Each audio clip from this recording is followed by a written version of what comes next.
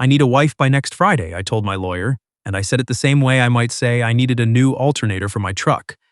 Like it was just a practical problem with a practical solution. Gordon Flett didn't even look up from the papers on his desk. That's not how family court works, Brennan, he said. I know how family court works. I need someone who can stand beside me in that room and prove I can give Lily a stable home. He set down his pen. You mean you need a woman who's willing to commit perjury? I mean I need a wife. That was a Thursday. The court date was the following Friday, and I had exactly 0 prospects, 0 plan, and a 5-year-old girl asleep in the back seat of my truck outside. I should back up.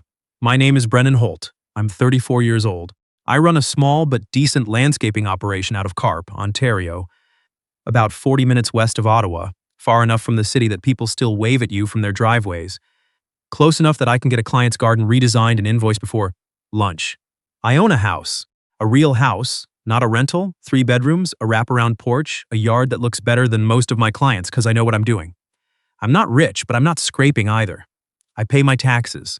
I coach minor hockey on Thursday evenings. I'm the kind of person who knows his neighbors' names and helps dig out their cars in February without being asked.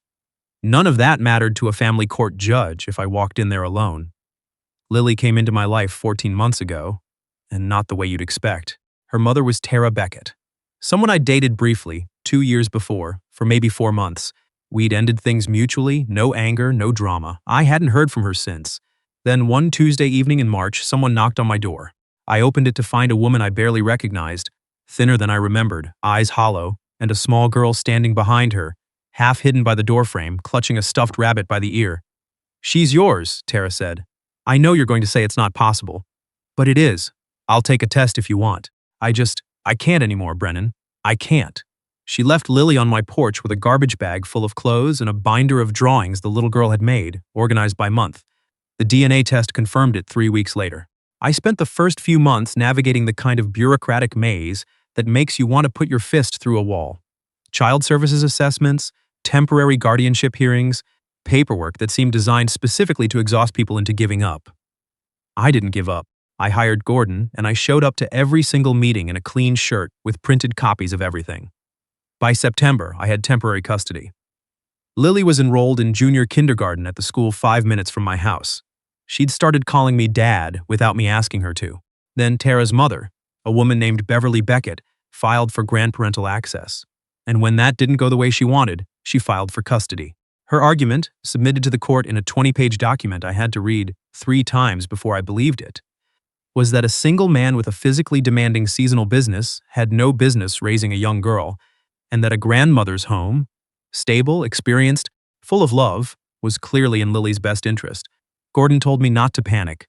Then he told me the judge was conservative, older, had made comments in previous rulings about the value of 2-parent households. So what does that mean for us? I asked. He hesitated just long enough for me to understand. That was when I said the thing about needing a wife by Friday.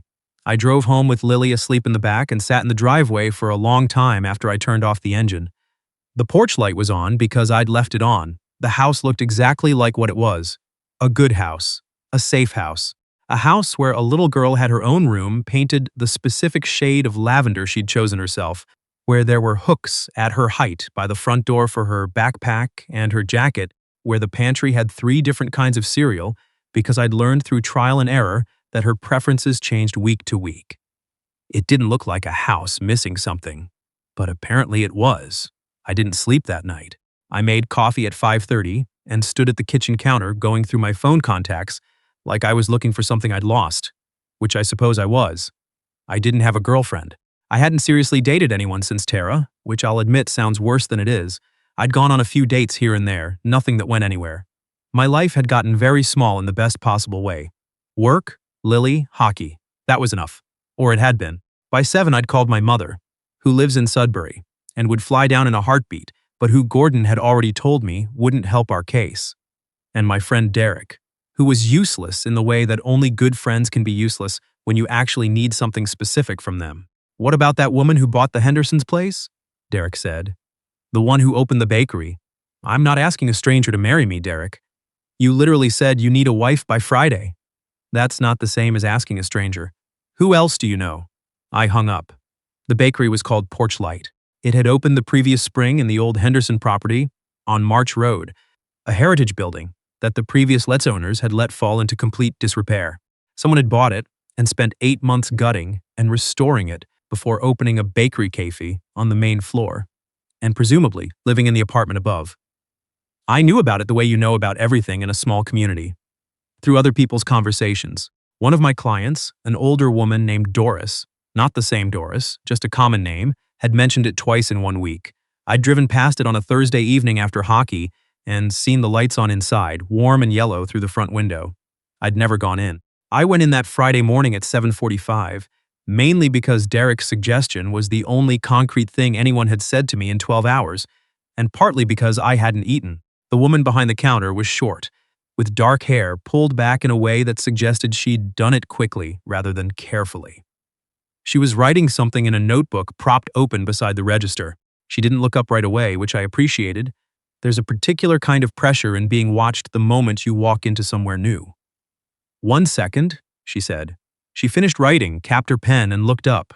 Her eyes were very dark brown, almost black, the kind that hold eye contact without flinching. "What can I get you?" I ordered a coffee and a butter tart because I could see them in the case, and they looked better than anything I'd made recently. I paid and stood at the counter because there was a stool there, and I didn't know where else to go.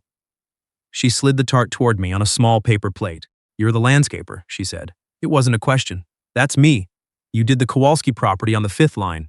The rain garden, 2 summers ago." "Yeah, I drive past it." She said it without elaboration, which I took as a compliment. Her name was Sylvie Lacapelle. She told me this about 10 minutes into a conversation that had begun as small talk and become, somehow, actual talk, the kind where you're not performing friendliness, but actually thinking about what the other person is saying. She'd grown up in the Eastern Townships, studied business at Laval, spent 8 years working in food industry supply chain in Montreal, before buying this building with her savings and her grandmother's inheritance, and her entire sense of self-preservations, apparently discarded somewhere around her 31st birthday. "That's a large risk," I said. "It worked," she said, in a tone that suggested she was still a little surprised by this herself. I did not tell her about my situation that morning. I ordered a second coffee, and then I said I'd probably be back, and she said she'd probably be here, and I left. I came back the next morning. And the one after that. By the 4th morning, she had my order ready when she saw me come up the walk, which felt like a small kind of miracle. On the 5th morning, I sat there for an hour after the morning rush thinned out, and I said, "I need to tell you something, and I need you to hear all of it before you say anything." She closed her notebook. Okay, so I told her everything. Lily, Tara, the custody fight, Gordon's assessment of the judge, the court date. I told it in order, as accurately as I could, without trying to make myself look better than I was in any part of it. When I got to the part where I'd told Gordon I needed a wife by Friday, I watched her face. She didn't laugh. She didn't look alarmed. She looked at me steadily and said, "What day is it? Tuesday." She was quiet for a long moment. Then she said, "I'm not going to agree to anything today. But I want to know something first. Okay, what happens to Lily if this doesn't work? If the judge rules for the grandmother?" I hadn't let myself think about it clearly enough to say it out loud. I made myself do it now. Lily goes to live with Beverly Beckett in Canada. Beverly is 63 and healthy and financially stable. She's not a bad person. She's just not. I stopped. I tried again. Lily started calling me Dad in September. Not because I told her to, just because she decided. Sylvie looked at the counter for a moment, then she looked back at me. "Come by tomorrow morning," she said. "At 6 before I open. Bring the little girl." I don't know what I expected.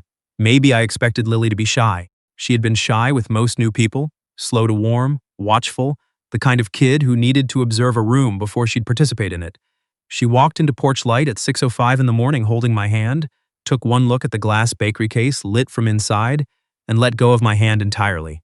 "Are those bears?" she asked Sylvie, pointing at a tray of decorated sugar cookies. "Those are bears," Sylvie confirmed. "And those are foxes. And those are, what do you think those are?" Lily studied them. "Beavers! You're the first person today who got that right. I'm the only person here." Sylvie smiled. It changed her whole face. She sat Lily at the counter with a warm chocolate croissant and a small cup of warm apple juice, and then she came around to where I was standing by the door and she said very quietly, "Here's what I'll do." She said it like someone who had thought through all the variables, which I believed she had.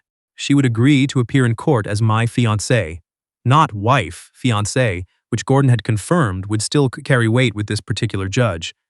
She would answer questions honestly except for the timeline of our relationship, which we would align in advance. She would not lie about her circumstances, her business, or her character.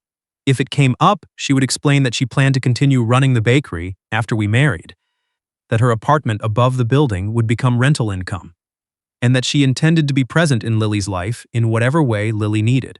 That last part, I said. You don't have to say that. I know I don't have to say it. She looked over at Lily, who was now asking whether the beaver cookies had names. But I want to say it, because it's true. I looked at her. Why would it be true? You met her 20 minutes ago. Sylvie was quiet for a moment. My parents separated when I was 6. I moved 6 times before I was 12. Every time I moved, I had to learn a new school, a new set of rules, a new way of being invisible until I figured out where I fit. She paused. I'm not saying that's Lily's situation. I'm saying I know what it feels like to need someone to stay. I didn't say anything. There wasn't anything to say to that. I have conditions, she added. Tell me.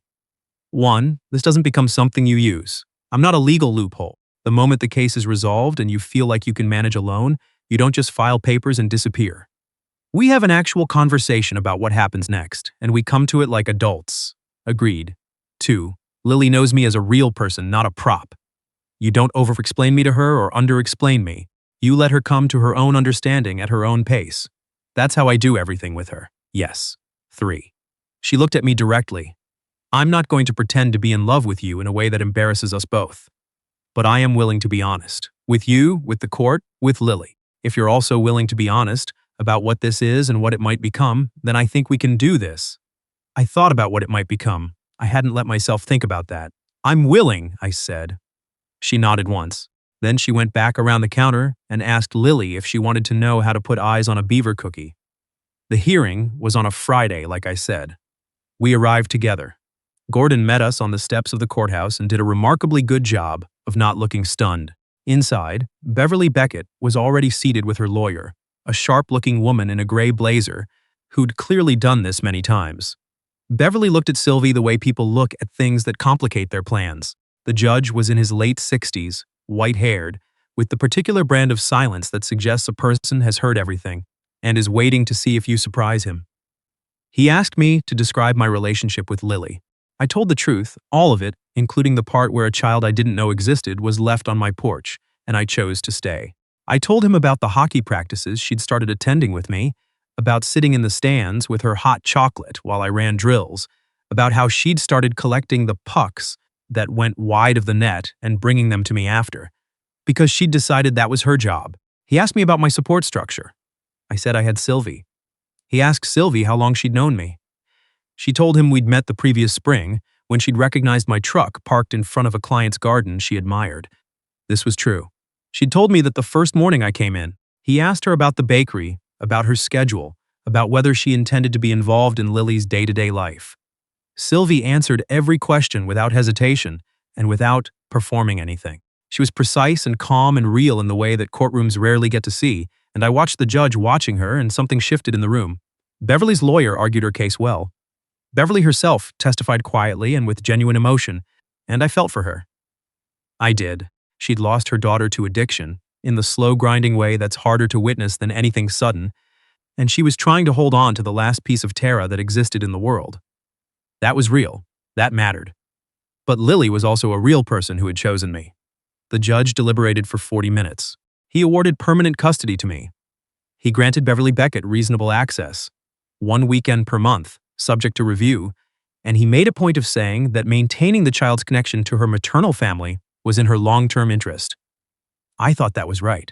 I still think that. Sylvie and I went for lunch after, at a diner on Bank Street, because neither of us had eaten, and Gordon had taken Lily back to the office with him, where she was apparently very interested in his stapler. We sat across from each other in a booth and ordered soup and sandwiches like ordinary people, and for a few minutes neither of us said anything because there was so much to say that it was hard to know where to begin. You didn't have to do that, I said finally. I know. I mean it. You didn't owe me anything. You didn't owe Lily anything. Sylvie tore the corner off her sandwich bread, which seemed like a stalling tactic, but maybe wasn't. I told you why I did it. You told me part of why. She looked up. The other part is, she stopped. I've spent 8 years making very careful, very rational decisions. The bakery was the first thing I did because it felt right instead of because it made sense on paper, and it worked. So, she shrugged, but not dismissively. I'm trying to be the kind of person who follows the thing that feels right. I thought about what she'd said in the bakery, that she was willing to be honest about what this was and what it might become. I thought about what it had already become, not what we'd told the judge, but what was actually true. The 6 mornings in a row, her knowing my order. Lily asking whether beaver cookies had names. My conditions still stand, she said, reading something in my face. I know, including the last one, the honesty one. Yes. She looked at me steadily. So, honestly, what are you thinking right now? The soup arrived. I waited until the server left. Honestly, I said, I'm thinking I'd like to come into the bakery tomorrow morning. Not because I need anything from you, just because I want to be there. Sylvie was quiet for a moment. Then she picked up her spoon. 6:45, she said. I'll have the coffee on. That was 8 months ago. The bakery is still on March Road. The apartment above it became rental income in July, like Sylvie had said it would. She's been living in the 3rd bedroom of my house since May, in an arrangement that started practical and became something else gradually and without drama, the way the best things tend to. Lily asked her, sometime in late August, if she was going to stay. Sylvie said she was thinking about it. Lily thought about this. Then she said, you should probably stay, because I know where everything goes in this kitchen, and you still can't find the colander. Sylvie laughed, the real kind, the kind that surprises you when you're not expecting to feel it. She stayed. I don't know what to call what we are right now. Gordon says we don't need to call it anything legally until we're ready. Sylvie says the label matters less than the habit, and the habit is, she is here in the mornings when Lily comes downstairs for breakfast, and she is here in the evenings when I come in from a job, and she leaves a cup of coffee on the counter for me without my asking because she figured out my schedule without me explaining it. Beverly Beckett came for her first weekend visit in September. She brought Lily a hand-knitted blanket and a photo album of Tara as a little girl. Lily looked at the photos very seriously and asked if she could keep the album. Beverly said yes. Her voice cracked a little when she said it. I stood in the kitchen doorway and watched the two of them on the couch together, and I thought about all the ways a family can be assembled from what's left after things fall apart, not as a consolation prize, but as something new. Something chosen. The second time I asked Sylvie what she wanted. Not a dramatic ask, not on one knee in a restaurant, just the two of us, on the porch one Thursday night after Lily was in bed, talking about the kinds of things you talk about when you've stopped pretending not to trust each other. She said, I want the thing that's actually real. Not the version we presented in court. This is the real version, I said. She looked at the yard, at the garden I'd planted along the fence last spring, and then back at me. Yeah, she said. I think it is.